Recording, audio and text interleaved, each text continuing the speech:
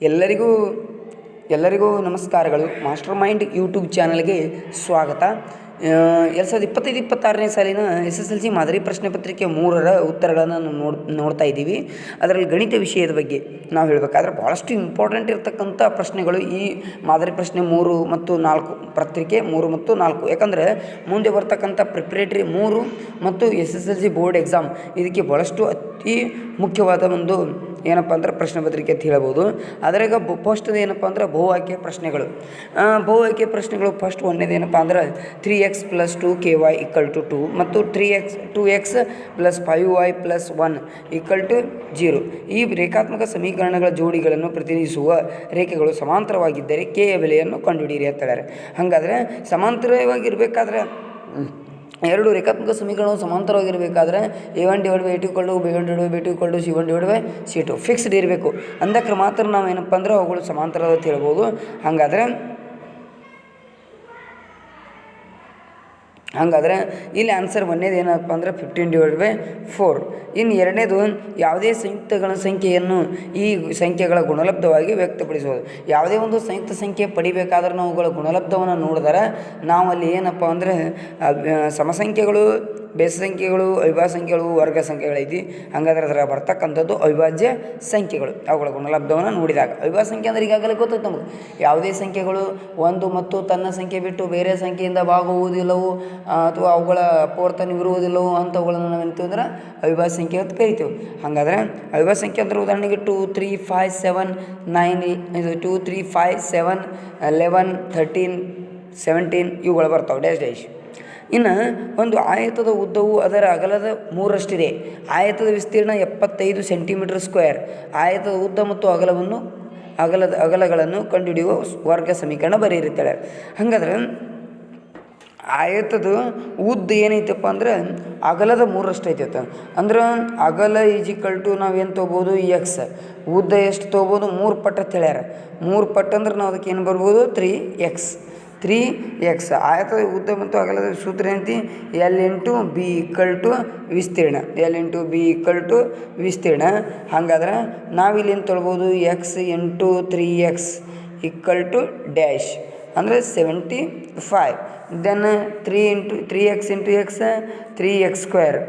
3x² = 75.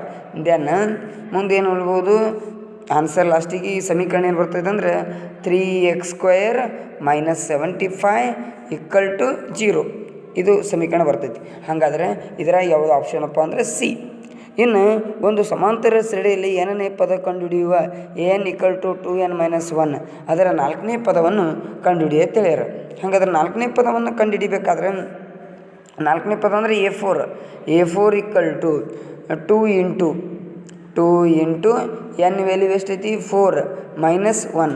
ಹಾಗಾದ್ರೆ 2 4s 8 - 1. Then answer is a4 = ಎಷ್ಟು ಬಂತು 7. a4 = 7. ಇನ್ನು ಅದೇ ರೀತಿಯಾಗಿ ನಾವು ಏನಪ್ಪ ಅಂದರೆ ಈ ಕೆಳಗಿನವುಗಳಲ್ಲಿ ಯಾವಾಗಲೂ ಸಮರೂಪಿಯಾಗಿರುವ ತ್ರಿಭುಜಗಳ ಜೋಡಿಗಳು ಯಾವುವು ಅಂದರೆ ಸಮರೂಪಿ ಇರ್ತಕ್ಕಂಥವು ಯಾವುದೇ 2 ತ್ರಿಭುಜಗಳನ್ನು ಹೇಳ್ಯಾರ. ಜೋಡಿಗಳು ಯಾವ್ಯಾವ ಅಂತ ಹೇಳ್ಯಾರ. ಯಾವುದೇ 2 ಸಮದ್ವಿಭಾವ ಅಂದರೆ ಅದು ಸಂಬಂಧ ಬರಲ್ಲ. 2 ಭಾವಗಳು ಸಮ ಇರ್ತವೆ. ಯಾವುದೇ 2 ಸಮಬಾಹು ತ್ರಿಭುಜಗಳು. ಎಸ್, ಈ ಆನ್ಸರ್ ಕರೆಕ್ಟ್. ಯಾವುದೇ 2 ಸಮಬಾಹು ತ್ರಿಭುಜ ಅಂದ್ರೇನು 3 ಬಾಹುಗಳು ಸಮ. ಯಾವುದೇ ಒಂದು ತ್ರಿಭುಜದಲ್ಲಿ 3 ಬಾಹುಗಳು ಮತ್ತು 3 ಕೋನಗಳು ಸಮವಾಗಿದ್ದರೆ ಇದನ್ನು ಸಮಬಾಹು ತ್ರಿಭುಜ ಎಂದು ಕರೆಯುತ್ತೇವೆ. ಹಾಗಾದರೆ ಇದರ ಆಪ್ಷನ್ ಯಾವುದು ಬಿ. ಇನ್ನು 6th ಒನ್ ತ್ರಿಜ್ಯ 6 ಮಾನಗಳನ್ನು ಹೊಂದಿರುವ ಗೋಳದ ಘನಫಲವನ್ನು ಕಂಡುಹಿಡಿಯುವ ಸೂತ್ರ. ಗೋಳದ ಘನಫಲವನ್ನು ಕಂಡುಹಿಡಿಯುವ ಸೂತ್ರ ಯಾವುದು ಬರ್ತಪ್ಪ ಅಂದರೆ v = 4/3πr³ ಘನಮಾನಗಳು. ಈಗ ಈಗಾಗಲೇ ಏನಪ್ಪ ಅಂದರೆ ಫಾರ್ಮುಲಾದು ನಾವು ಚಾರ್ಟನ್ನು ನೋಡಬೇಕಾದ್ರೆ ಭಾಳಷ್ಟು ಇಂಪಾರ್ಟೆಂಟಾಗಿ ಫಾರ್ಮುಲಾ ಒಂದು ಫಿಕ್ಸ್ಡ್ ಈ ಟಾಪಿಕ್ದಾಗ ಇರ್ತೈತಿ. ಏನು ಮೇಲ್ಮೈ ವಿಸ್ತೀರ್ಣ ಪಾಠ ಐತಲ್ಲ, ಈ ಪಾಠದೊಳಗೆ ಒಂದು ಫಾರ್ಮುಲಾ ಫಿಕ್ಸ್ಡ್ ಅಂದ್ರೆ ಫಿಕ್ಸ್ಡ್ ಒಂದು ಇರ್ತೈತಿ. 1 ಮಾರ್ಕ್ಸ್ ಇದು ಮತ್ತು ಒಂದು 5 ಮಾರ್ಕ್ಸ್, ಟೋಟಲಿ 6 ಮಾರ್ಕ್ಸ್. ಇನ್ನು next 7th one ಮಾಧ್ಯಾಂಕ = L + n/2 - CF/f × h. ಇದ್ರಾಗ ಏನು ಕೇಳ್ತಾರೆ ಅವರು, ಎಫ್ ಅಂದರೆ ಏನು, ಸಿ ಎಫ್ ಅಂದರೆ ಏನು ಅಥವಾ ಎಲ್ ಅಂದರೆ ಏನು ಅಂತೇಳಿ ಕೇಳ್ತಾರೆ. ಹಾಗಾದ್ರೆ ನಮಗೆ ಮೊದಲು ಮುಖ್ಯವಾಗಿ ಗೊತ್ತಕ್ಕಂಥದ್ದು ಏನಪ್ಪ ಅಂದರೆ ಬಹಳಷ್ಟು ಇಂಪಾರ್ಟೆಂಟ್ ಇದು ಮಧ್ಯಾಂಕ ಫಾರ್ಮುಲಾ. ಅಂದ್ರೆ ಮಧ್ಯಾಂಕ ಎಲ್ ಅಂದರೆ ಏನಪ್ಪ ಅಂದರೆ L plus into bracket N divide by 2 minus C F divided by F into H ನಲ್ಲಿ ಎಫ್ನ ಪ್ರತಿನಿಧಿಸೋ. ಎಫ್ ಏನು ಪ್ರತಿನಿಧಿಸ್ತೈತಪ್ಪ ಅಂದರೆ ಮೂರನೇ ಆಪ್ಷನ್ ಸಿ ಆಪ್ಷನ್ ಏನು ಬರ್ತೈತಿ, ಮಧ್ಯಾಂಕವಿರುವ ವರ್ಗಾಂತರದ ಆವೃತ್ತಿ, ಮಧ್ಯಾಂಕವಿರುವ ವರ್ಗದ ಆವೃತ್ತಿ. ಇನ್ನು P of X equal to ಹೇಳ್ತೀವಲ್ಲ, P of X equal to 5x + 3 ಈ ಬಹುಪದೋಕ್ತಿಯ ಶೂನ್ಯತೆ ಕಂಡುಹಿಡಿಯಿರಿ. ಈ ಬಹುಪದೋಕ್ತಿಯ ಶೂನ್ಯತೆಯನ್ನು ಕಂಡುಹಿಡಿಬೇಕಾದ್ರೆ ನಾವು ಫಸ್ಟಿಗೆ ಇಲ್ಲಿ ನೋಡಿರಿ, ಈ ಬಹುಪದೋಕ್ತಿಯ P of X equal to 5x + 3 equal to ಈ ಬಹುಪದೋಕ್ತಿಯ ಶೂನ್ಯತೆ ಕಂಡುಹಿಡಿದಾರೆ. ಅಂದರೆ ನಾವಿಲ್ಲಿ ಏನು ಬರಬೇಕು, 5x + 3 equal to 0, then 5x equal to -3, then x equal to -3 divided by 5. ಅಂದ್ರೆ ಆನ್ಸರ್ ಎಷ್ಟು ಬಂತು, ಎ ಆಪ್ಷನ್ ಬಂತು. ಇನ್ನು ಅವ್ರು ಏನು ಹೇಳ್ತಾರೆ ನೋಡ್ರಿ, ಮುಂದಿಂದು ಎರಡನೇದು ಇನ್ನು 8 ಮಾರ್ಕ್ಸ್ ನಮ್ಗೆ ಅದು. ಇನ್ನು ಪ್ರಶ್ನೆ 2, ಈ ಕೆಳಗಿನ ಪ್ರಶ್ನೆಗಳಿಗೆ ಉತ್ತರಿಸಿ. 8 × 1 = 8. ಇನ್ನು 9 ರಿಂದ 16 ಪ್ರಶ್ನೆಗೆ ನೇರವಾಗಿರ್ತಕ್ಕಂಥದ್ದು. ಇದು ಫಿಕ್ಸ್ಡ್ ಒಂದು ತ್ರಿಭುಜ ಟಾಪಿಕ್ ಮೇಲೆ ಇರ್ತಕ್ಕಂಥದ್ದು. ಒಂದು ಪ್ರಮೇಯ ಬಿತ್ತಂದರೆ ಪ್ರಮೇಯ ಮೇಲೆ ಪ್ರಶ್ನೆಗಳು ಬೇರೆ ಪ್ರಮೇಯ ಮೇಲೆ ಕೇಳ್ತಾರೆ 1 ಮಾರ್ಕ್ಸಿಂದು. ಇನ್ನು ತೇಲ್ಸ್ ಪ್ರಮೇಯ ಬೀಳಿಲ್ಲ ಅಂದರೆ, ಮೂಲ ಸಮಾನುಪಾತದ ಪ್ರಮೇಯ ಬೀಳಿಲ್ಲ ಅಂದ್ರೆ ಅದ್ರ ಮೇಲೆ ಒಂದು ಫಿಕ್ಸ್ಡ್ ಎಕ್ಸಾಂಪಲ್ ಇರ್ತೈತಿ. ಇನ್ನು ಚಿತ್ರದಲ್ಲಿ ತೋರಿಸುವಂತೆ ಡಿ ಗೆ ಸಮಾಂತರ ಬಿ ಸಿ ಆಗಿದೆ. B D = 7.2 centimetre, A E = 1.8 centimetre, E C = 5.4 centimetre ಆದರೆ ಎ ಡಿಯ ಉದ್ದವನ್ನು ಕಂಡುಹಿಡಿ. ಇದು ಫಿಕ್ಸ್ಡ್ ಕ್ವಶನ್ ಬರ್ತಕ್ಕಂಥದ್ದು. ಹಂಗಂದ್ರೆ ಇದು ಫಿಕ್ಸ್ಡ್ ಅಂದ್ರೆ ಹೆಂಗೆ, ಈ ಪ್ರತಿ ವರ್ಷ ಕೇಳಿದ್ರೆ ಇದೇ ಪ್ರಶ್ನೆ ಭಾಳಷ್ಟು ನೋಡ್ತಾ ಇದ್ದೀವಿ. ಇನ್ನು ಮೂಲ ಸಮಾನುಪಾತತೆಯ ಪ್ರಮೇಯವನ್ನು ನೋಡಿದ್ರೆ, ತೇಲತನ ಪ್ರಮೇಯ ನೋಡಿದ್ರೆ A D divided by D B, A D divided by D B = A E divided by E C, A D divided by E C. ಇಲ್ಲಿ ನೋಡ್ರಿ, A D divided by A D divided by A E = A D divided by D B = A E divided by E C, A E divided by E C. ಇದನ್ನು ನಾವು ತೊಗೊಂಡ್ರೆ ಹಂಗಾದ್ರೆ ನಾವೇನು ಬರಬೇಕು, A ಡಿಗೆ as it is ಹಿಡಿಬೇಕು, divided by B D ಎಷ್ಟೈತಿ ನೋಡ್ರಿ 7.2. ನೆಕ್ಸ್ಟ್ ಎ ಎಷ್ಟೈತಿ 1.8 ಡಿವೈಡೆಡ್ ಬೈ 5.4 ಬರ್ತಂದ್ರೆ 5.4 ಬರ್ತಂದ್ರೆ ಇದು ಕ್ರಾಸ್ ಮಲ್ಟಿಪ್ಲಿಕೇಶನ್ ಮಾಡಿಸ್ಕೊಂಡು ನಾವು ಬಿಡಿಸ್ದೇವಂದ್ರೆ ಇದರ ಆನ್ಸರ್ ಏನು ತೋರಿಸ್ತದಪ್ಪ ಅಂದ್ರೆ ನೋಡಿರಿ, ಎ ಡಿ = 1.8 ಇದ್ದಂಗೆ 7.2 ಡಿವೈಡೆಡ್ ಬೈ ಈ ಸೈಡ್ ತೊಗೊಂಡೇವು ಅಂದರೆ ಇಂಟು ಆಯಿತು. 7.2 divided by 5.4 as it is. Then 1 ತೆಗೆದೇವು ಅಂದರೆ ದೆನ್ ಡೈರೆಕ್ಟ್ 18 3 54, 18 1 18, 18 3 54. ನೆಕ್ಸ್ಟ್ 3 1 3 24 ಅಂದರೆ 2.4 ಸೆಂಟಿಮೀಟರ್. ಇನ್ನು ಮೂಲ ಬಿಂದುವಿನಿಂದ ಪಿ ಆಫ್ ಎ ಬಿ ಆ ಬಿಂದುವಿಗೆ ಇರುವ ದೂರವನ್ನು ಕಂಡುಹಿಡಿಯುವ. ದೂರ ಕಂಡುಹಿಡಿಯುವ ಸೂತ್ರ distance formula √(x2 - x1) + y2 - y1). ಆದರೆ ಇಲ್ಲಿ x2 ಮತ್ತು y2 ವ್ಯಾಲ್ಯೂ ಕೊಟ್ಟಿಲ್ಲ. ಹಂಗಾಗಿ ಡೈರೆಕ್ಟ್ ನಾವು 0 ತೊಗೊಂಡು ಆನ್ಸರ್ ಮಾಡಿದ್ರೆ a² + b² ಬರ್ತೈತಿ.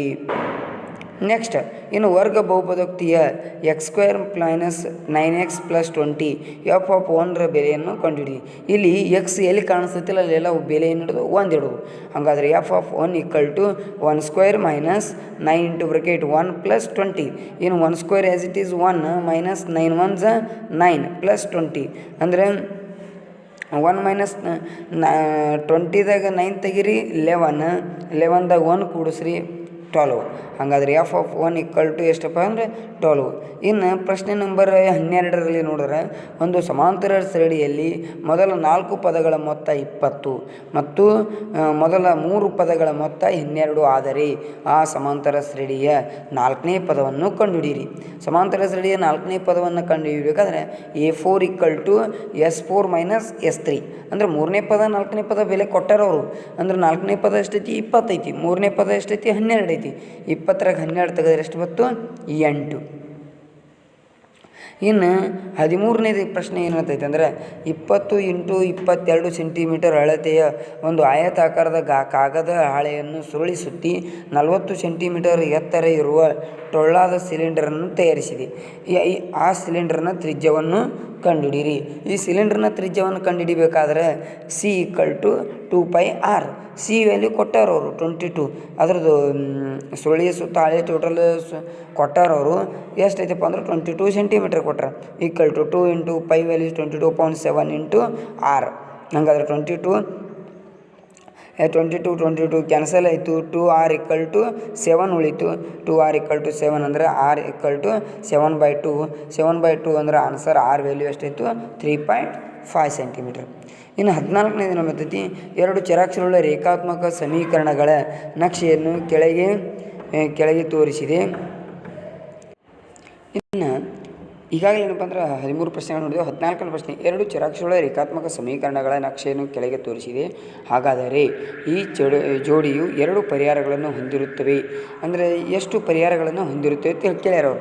ಅಂದರೆ ಪರಿಹಾರಗಳಲ್ಲಿ ಬರೋದಿಲ್ಲ, ಯಾಕಂದರೆ ರೇಖೆಗಳು 2 ಸಮಾಂತರವಾಗಿ ಚಲಿಸ್ಯಾವು, ಒಂದಕ್ಕೊಂದು ಕ್ರಾಸ್ ಆಗಿಲ್ಲ, ಒಂದನ್ನೊಂದು ಐಕ್ಯ ಆಗಿಲ್ಲ. ಹಾಗಾಗಿ ಇದು ನಾವು ಏನು ಹೇಳ್ಬೋದಪ್ಪ ಅಂದರೆ ಯಾವುದೇ ಇದಕ್ಕೆ ಪರಿಹಾರಗಳು ಇರುವುದಿಲ್ಲ.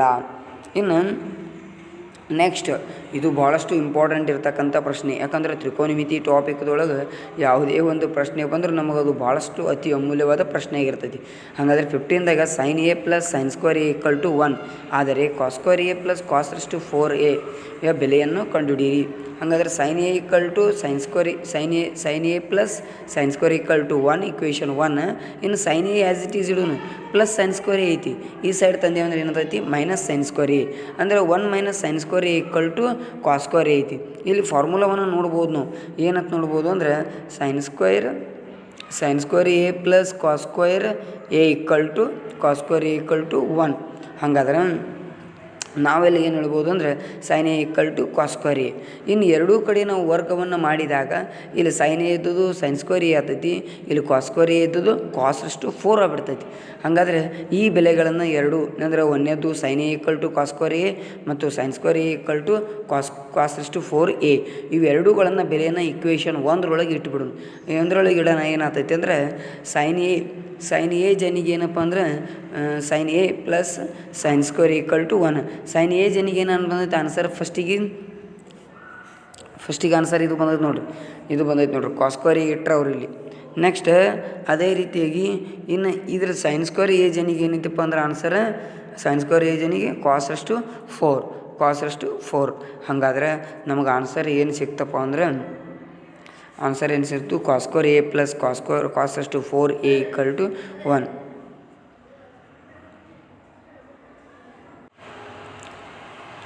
16ನೇ ಪ್ರಶ್ನೆ, ಎ ಘಟನೆಯ ಸಂಭವನೀಯತೆಯು 1/5 ಮತ್ತು n(a) = 2 ಆದರೆ n(s) ಬೆಲೆಯನ್ನು ಕಂಡುಹಿಡಿಯಿರಿ. ಇನ್ನು ಇಲ್ಲಿ ಕೊಟ್ಟರೆ p(a) ತೊಗೊಂಡು ಅಂದ್ರೆ 1/5, n(a) = 2 ಆದರೆ n(s) ಕಂಡುಹಿಡಿದ್ರೆ ಹಾಗಾದ್ರೆ ಫಾರ್ಮುಲಾ ಏನೈತೆ ನೋಡಿ, p(a) = n(a)/n(s).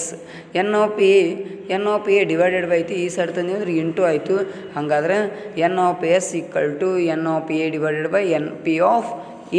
ಇನ್ನು n(a) ಆನ್ಸರ್ ಏನು ಬಂದೈತಪ್ಪ 2/1/5. ಯಾಕಂದ್ರೆ p(a) ಆನ್ಸರ್ ಎಷ್ಟೈತಿ 1/5. ಹಾಗಾದ್ರೆ 5 ತಳಗೈತಿ, ಪೂರ ಮ್ಯಾಲೆ ಕಳಿಸ್ಬಿಟ್ಟು ಅಂದ್ರೆ ಏನಂತೈತಿ ಇಂಟು ಆದೈತಿ. 2 5 10. ಇನ್ನು ಇಲ್ಲಿವರೆಗೂ ಏನಪ್ಪ ಅಂದ್ರೆ 1 ಅಂಕದ ಪ್ರಶ್ನೆಗಳು ಮುಗಿದು ಟೋಟಲಾಗಿ, ಅವು 8 ಇವು 8 ಟೋಟಲಾಗಿ 16 ಅಂಕಗಳು ಮುಗಿದ್ಬಿಟ್ಟು. ಇನ್ನು 2 ಅಂಕದ ಪ್ರಶ್ನೆಗಳು ಭಾಳಷ್ಟು ಇಂಪಾರ್ಟೆಂಟ. ಇದು ಅಂತೂ 17ನೇ ಪ್ರಶ್ನೆ ಅಂತೂ ಫಿಕ್ಸ್ ಇರ್ತಕ್ಕಂಥದ್ದು. ಯಾಕಂದ್ರೆ ವಾಸ್ತವ ಸಂಖ್ಯೆಗಳಲ್ಲಿ ಒಂದು ಎಕ್ಸಾಂಪಲ್ ಬರ್ತಕ್ಕಂಥದ್ದು ಈ ಥರ ಬರ್ತೈತಿ, ಒಂದು 2 + √3, ಒಂದು ಅಭಾಗಲಬ್ಧ ಸಂಖ್ಯೆ ಎಂದು ಇದುವರೆ ಬರ್ತೈತಿ ಒಂದು. ಇದರ ಬಿಟ್ಟರೆ ಇನ್ನೊಂದು ಪ್ರಶ್ನೆ ಇದಕ್ಕೆ ಏನು ಬರ್ತದಪ್ಪ ಅಂದ್ರೆ √5 ಒಂದು ಅಭಾಗಲಬ್ಧ ಸಂಖ್ಯೆ ಎಂದು ಸಾಧಿಸಿ. ಇವೆರಡೇ ಇಂಥವೇ ಇದೇ ಪ್ರಶ್ನೆ ಟೈಪ್ ಬರ್ತಾವೆ. √5 ಬರಲಿಲ್ಲ ಅಂದ್ರೆ ಫಿಕ್ಸ್ಡ್ 2+ ಈ ಟೈಪ್ ಇದ್ದದ್ದು ಪ್ಲಸ್ ಇದ್ದುದೇ ಬರ್ತೈತಿ. ಅಂದ್ರೆ 2 + √3 ಒಂದು ಭಾಗಲಬ್ಧ ಸಂಖ್ಯೆ ಎಂದು ನಾವು ತಿಳ್ಕೊಳ್ಳೋಣ. ಹಾಗಾದ್ರೆ 2 + √3 = a/b ತೊಗೋಬೋದು, p/q ತೊಗೋಬೋದು. ಯಾಕಂದ್ರೆ ಯಾವುದೇ ಒಂದು ಭಾಗಲಬ್ಧ ಸಂಖ್ಯೆ ಯಾವ ರೀತಿಯಾಗಿರ್ತಪ್ಪ ಅಂದ್ರೆ ಯಾವ ಸ್ವರೂಪದಲ್ಲಿ ಇರ್ತೈತೆ ಅಂದರೆ p/q ರೂಪನಾಗ ಇರ್ತೈತಿ. ಹಂಗಾದ್ರೆ √3 as it is a/b minus +2 ಐತಿ, ಈ ಸೈಡ್ ಬರ್ತಂದ್ರೆ -2 ಆಯಿತು. ಹಂಗಾದ್ರೆ √3 = a/b -2/1. ಹಂಗಾದ್ರೆ √3 ಅಲ್ಲಿ LCM ಅನ್ನು ತಗೊಂಡ್ರೆ ಈ 1 a a minus 2b 2b divided by b. ಅಂದ್ರೆ ಈ ಸೈಡ್ ಏನಾಯಿತು, ಭಾಗಲಬ್ಧ ಸಂಖ್ಯೆ ಆಯಿತು, ಈ ಸೈಡ್ ಅಭಾಗಲಬ್ಧ ಸಂಖ್ಯೆ ಆಯಿತು. ಹಾಗಾದ್ರೆ ನಾವು ಇಲ್ಲಿ ತಿಳ್ಕೊಬೇಕಾದದ್ದು ಏನಪ್ಪ ಅಂದರೆ ಎ ಮತ್ತು ಬಿಗಳು ಒಂದು ಪೂರ್ಣಾಂಕಗಳು ಇರೋದ್ರಿಂದ a minus 2b divided by b ಒಂದು ಭಾಗಲಬ್ಧ ಸಂಖ್ಯೆ ಆಗಿದೆ. ಆದರೆ √3 ಒಂದು ಅಭಾಗಲಬ್ಧ ಸಂಖ್ಯೆ ಆಗೈತಿ. ಹಾಗಾದರೆ ಇದು ನಾವು ನಮ್ಮ ಸಂಕೇತಕ್ಕೆ ಏನಾಗೈತಪ್ಪ ಅಂದ್ರೆ ವಿರುದ್ಧ ಆಗೈತಿ. ಹಾಗಾದ್ರೆ 2 + √3 ಒಂದು ಅಭಾಗಲಬ್ಧ ಸಂಖ್ಯೆ ತಪ್ಪಾಗಿದೆ. ಹೀಗಾಗಿ 2 + √3 ಒಂದು ಅಭಾಗಲಬ್ಧ ಸಂಖ್ಯೆ ಆಗಿದೆ. ಇನ್ನು 18ನೇ ಪ್ರಶ್ನೆ ಭಾಳಷ್ಟು ಇಂಪಾರ್ಟೆಂಟ್ ಇರ್ತಕ್ಕಂಥದ್ದು. ಯಾಕಂದರೆ ಇದು ಫಿಕ್ಸ್ಡ್ ವೃತ್ತದ ಮೇಲೆ ಟಾಪಿಕ್ ಮೇಲೆ ಬರ್ತಕ್ಕಂಥದ್ದು. ವೃತ್ತ ಟಾಪಿಕ್ ಈಗಲೇ ನೋಡಿರಿ, ಇದು ಭಾಳಷ್ಟು ಇಂಪಾರ್ಟೆಂಟ್ ಇರ್ತಕ್ಕಂಥ ಪ್ರಶ್ನೆ. ಇನ್ನು ಕೊಟ್ಟಿರುವ ಚಿತ್ರದಲ್ಲಿ ಓ ಕೇಂದ್ರವಿರುವ ವೃತ್ತಕ್ಕೆ ಪಿ ಮತ್ತು PB ಸ್ಪರ್ಶಕಗಳಾಗಿವೆ. PA = 4 ಸೆಂಟಿಮೀಟರ್ ಮತ್ತು ಆ್ಯಂಗಲ್ APO = 40 ಡಿಗ್ರಿ. ಆದರೆ AOB ಅಳತೆ ಮತ್ತು PBಯ ಉದ್ದವನ್ನು ಕಂಡುಹಿಡಿಯಿರಿ ಅಂತ ಹೇಳ್ಯಾರ. ಹಾಗಾದ್ರೆ PO ರೇಖಾಖಂಡ ಐತಲ್ಲ, ಆ್ಯಂಗಲ್ APB ಸ್ಪರ್ಧಿಸುತ್ತದೆ. Angle APB = 2 × APQ. ಹಾಗಾದರೆ ಚತುರ್ಭುಜ OAPBಯಲ್ಲಿ ಎಲ್ಲ ಅಂತರ ಕೋನಗಳ ಮೊತ್ತ ಎಷ್ಟಿರ್ತಪ್ಪ, ಒಳಕೋನಗಳ ಮೊತ್ತ ಎಷ್ಟಿರ್ತೈತಿ, 360 ಡಿಗ್ರಿ. ಹಾಗಾದರೆ OAP = 90 ಡಿಗ್ರಿ, OBP = 90 ಡಿಗ್ರಿ. ಇಲ್ಲಿ ನಾವು ಇದು ತೊಗೋಬೇಕಾದ್ರೂ ಸಿಂಗಲ್ ಅಕ್ಷರದಿಂದ ತೊಗೋಬೋದು. Angle O, angle A, angle P, angle D. ಇಲ್ಲಿ ಆ್ಯಂಗಲ್ ಎ ಮತ್ತು ಈ ಬಿಗಳು ಏನಪ್ಪ ಅಂದ್ರೆ ಫಿಕ್ಸ್ಡ್ 90 ಡಿಗ್ರಿ ಇರ್ತವೆ. ಇನ್ನು O ಮತ್ತು Pಗಳು ಕಂಡುಹಿಡಿಬೇಕು. ಅಂದ್ರೆ ನಾವು ಆ್ಯಂಗಲ್ O ಬೆಲೆಯನ್ನು AOB plus APB = 80 degree plus OAP 90 degree plus OBP = 90 degree = 360. ಈಗ angle AOB plus 260 degree = 360 degree ಎಲ್ಲ ಕೂಡ್ಸೋಣ. ಹಾಗಾದ್ರೆ ಆ್ಯಂಗಲ್ AOB = 360 ಡಿಗ್ರಿ ಮೈನಸ್ 260. ಹಾಗಾದ್ರೆ ಆನ್ಸರ್ ಎಷ್ಟು ಬಂತು, 100. PA = PB = 4 centimetre. ಬಾಹ್ಯ ಬಿಂದುವಿನಿಂದ ವೃತ್ತಕ್ಕಿಳಿದ ಉದ್ದಗಳು ಅಂದ್ರೆ ಅದನ್ನು ಅಳತೆ ಮಾಡಿ ತೆಗೆದೇವಂದರೆ ಅದರ ಆನ್ಸರ್ ಎಷ್ಟು ಡಿಗ್ರಿ ಬರ್ತದಪ್ಪ ಅಂದರೆ 4 ಸೆಂಟಿಮೀಟರ್ ಬರ್ತದೆ. ಏನು ಇಲ್ಲಿ ಐತೆ ನೋಡ್ರಿ, ಪಾಸಿಂಗ್ದಾಗ ವೆರಿ ಈಸಿ ಕ್ವಶನ್ ಇರ್ತಕ್ಕಂಥದ್ದು.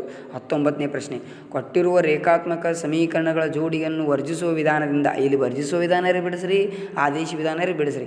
ಇನ್ನು ಯಾವುದೇ ವಿಧಾನದಿಂದ ಬಿಡಿಸತ್ ಹೇಳಿದ್ರೆ ತಿಳ್ಕೋರಿ, ಅಲ್ಲಿ ಫಿಕ್ಸ್ ವರ್ಜಿಸುವ ವಿಧಾನ ಬಿಡಿಸ್ರಿ. ಇನ್ನು ಅವ್ರು ಅಕಸ್ಮಾತ್ ಒಮ್ಮೊಮ್ಮೆ ಟೈಮ್ ಏನು ಹೇಳ್ತಾರೆ ಅವರು, ಆದೇಶ ವಿಧಾನೇ ಬಿಡಿಸ್ರಿ, ವರ್ಜಿಸುವ ವಿಧಾನೇ ಬಿಡಿಸತ್ತೆ ಹೇಳ್ತಾರೆ. ಹಳೆ ನೀವು ವರ್ಜಿಸುವ ವಿಧಾನೇ ಫಿಕ್ಸ್ ಬಿಡಿಸೋದು ಭಾಳ ಚಲೋ.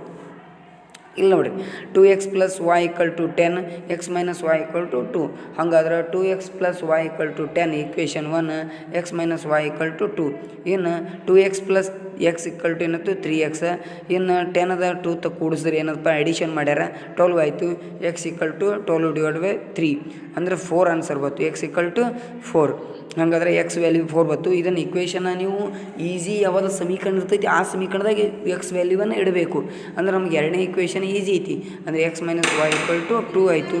x - y ಇನ್ನೇನಪ್ಪ ಅಂದ್ರೆ ಎಕ್ಸ್ ವ್ಯಾಲ್ಯೂನ ಈಕ್ವೇಷನ್ 1ರಾಗ ಇಟ್ಟೆವು. ಈಕ್ವೇಷನ್ 1ರಾಗ ಇಟ್ಟೆವು ಅಂದರೆ x - y = 2, X value is 4, 4 - y = 2. ಇನ್ನು 4 - 2 = ಏನಪ್ಪ ಅಂದ್ರೆ 2, y ವ್ಯಾಲ್ಯೂ ಏನಪ್ಪ ಅಂತಂದ್ರೆ 2 ಬಂತು. ಅಂದರೆ ಇಲ್ಲಿವರೆಗೂ ಏನಪ್ಪ ಅಂದ್ರೆ ನಾವು ಈ 2 ಅಂಕದ ಪ್ರಶ್ನೆಗಳನ್ನು 19ರವರೆಗೆ ಬಿಡಿಸಿ.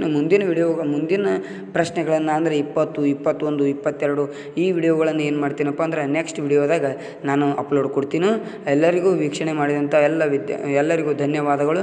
ಏನಪ್ಪ ಅಂದರೆ ಈಗ ನಮ್ಗೆ ಒಂದು ಸ್ವಲ್ಪ ಪ್ರೋತ್ಸಾಹ ಬಿಡಬೇಕಾದ್ರೆ ನೀವೇನು ಮಾಡಬೇಕು, ಯೂಟ್ಯೂಬ್ ಚಾನಲನ್ನು ಎಲ್ಲರೂ ಶೇರ್ ಮಾಡಿರಿ, ಸಬ್ಸ್ಕ್ರೈಬ್ ಮಾಡಿರಿ, ಬೆಲ್ ಐಕನನ್ನು ಕ್ಲಿಕ್ ಮಾಡಿರಿ. ಮಾಡೋದ್ರಿಂದ ಏನಪ್ಪ ಅಂದ್ರೆ ನಮಗೂ ಸರ್ ಹೊಸ ವಿಡಿಯೋಗಳನ್ನು ಮಾಡ್ಲಿಕ್ಕೆ ಬರ್ತೈತಿ. ಮ್ಯಾಥ್ಸ್ ಡಿಪೆಂಡ್ ಅಪಾನ್ ಬಿಡಿಸ್ತೇವೆ. ಅಂದರೆ ಇಲ್ಲಿವರೆಗೂ ಪ್ರಶ್ನೆಗಳನ್ನೆಲ್ಲ ಇದು ನೋಡ್ಕೋರಿ. ಈ ವಿಡಿಯೋವನ್ನು ಎಲ್ಲರೂ ವೀಕ್ಷಣೆ ಮಾಡಿ ಕೇಳ್ಕೊತೀನಿ. ಎಲ್ಲರಿಗೂ ಧನ್ಯವಾದಗಳು, ನಮಸ್ಕಾರಗಳು.